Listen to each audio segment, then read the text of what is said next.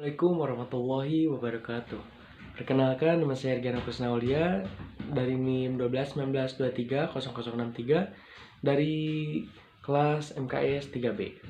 Yang saya hormati Ibu Nurul Arifin selaku dosen pengampu dari matkul Ekonomi Makro Islam dan juga teman-teman yang saya banggakan. Di sini saya akan mempresentasikan hasil jurnal saya yang berjudul Dampak COVID-19 terhadap perekonomian makro di dunia. Kenapa saya mengambil judul ini? Karena mungkin semua orang merasakan perekonomian saat pandemi itu sangat-sangat merugikan, bahkan bukan hanya suatu negara yang dirugikan, namun hampir seluruh dunia merasakan penurunan dalam perekonomian. Maka dari itu, saya merasa judul ini menarik untuk diteliti lebih lanjut. Jadi judul dampak pandemi COVID-19 terhadap perkembangan makroekonomi dunia. Yang pertama adalah, jadi pada akhir tahun 2019, pada bulan Desember, dunia dihebohkan dengan kasus virus COVID-19 atau coronavirus di Wuhan, Cina. Virus ini dapat menyebar pada manusia dan menyerang sistem pernapasan pada manusia dengan gejala flu. Akibat COVID-19 ini akan berdampak pada perekonomian global.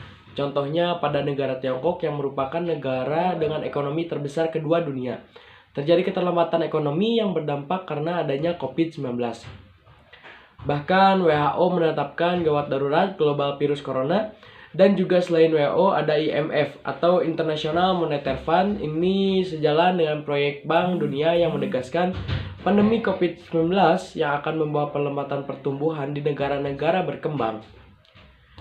Mengapa kondisi ini? Menurut International Monetary Fund, bahwa perekonomian global telah masuk ke dalam krisis ekonomi dunia sebab terdapat 95% negara yang menderita akibat COVID-19. Bukan hanya ekonomi yang menurunkan karena dampak COVID-19, ada juga tingkat pengangguran yang terus mengalami kenaikan akibat COVID-19.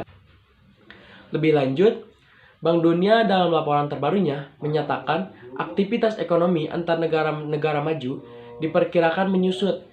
Krisis ekonomi dunia akibat pandemi COVID-19 membuat semua negara mencari langkah antisipasi terbaik.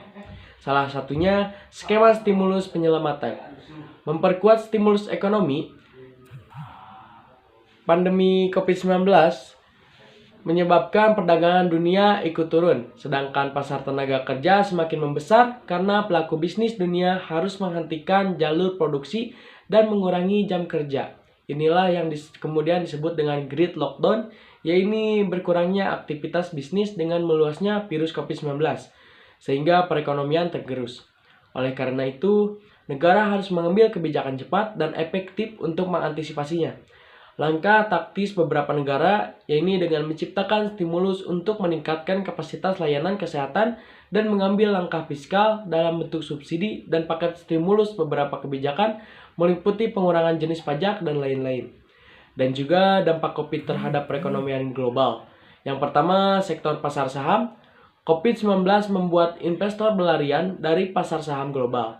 COVID-19 juga membuat kondisi mental investor menjadi panik dan membuat pendapatan tekanan hebat.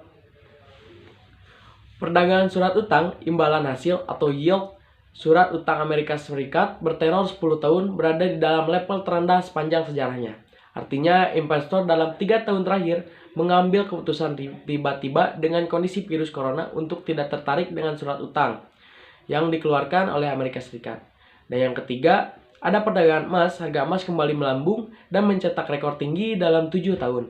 Artinya, emas perkara pada 3 tahun terakhir hingga bulan Maret tahun 2020, emas tekad mencapai nilai 800.000, telah mengingat nilai emas di 3 bulan sebelumnya masih berkisaran 600.000. Emas yang hanya dikategorikan sebagai safe haven atau aset yang minimum risiko telah menjadi wadah investasi yang cukup diminati. Hak ini terlihat diperdagangkan emas di pasar yang mengalami kelonjakan. Kesimpulan, Organisasi Kesehatan Dunia atau WHO telah menetapkan status gawat darurat global untuk wabah virus corona. Dunia menjadi waspada akan wabah virus ini. Tidak hanya waspada terhadap penyebaran penyakitnya saja, akan tetapi juga waspada terhadap dampak yang mungkin terjadi perekonomian dunia. Selain itu, perkiraan selain WHO ada dari IMF.